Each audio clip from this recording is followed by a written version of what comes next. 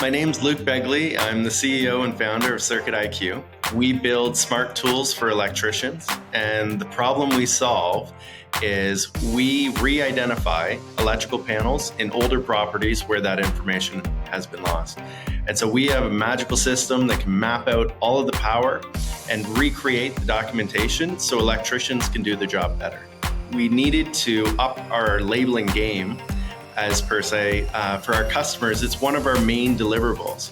We provide labels for every outlet, switch, panel, or piece of equipment. What Brady has enabled us to do is to actually print this information without you typing a label.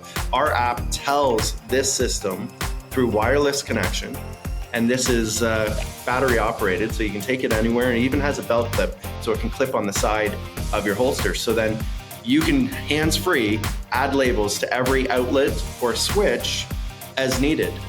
CircuitIQ and Brady is kind of the perfect pair.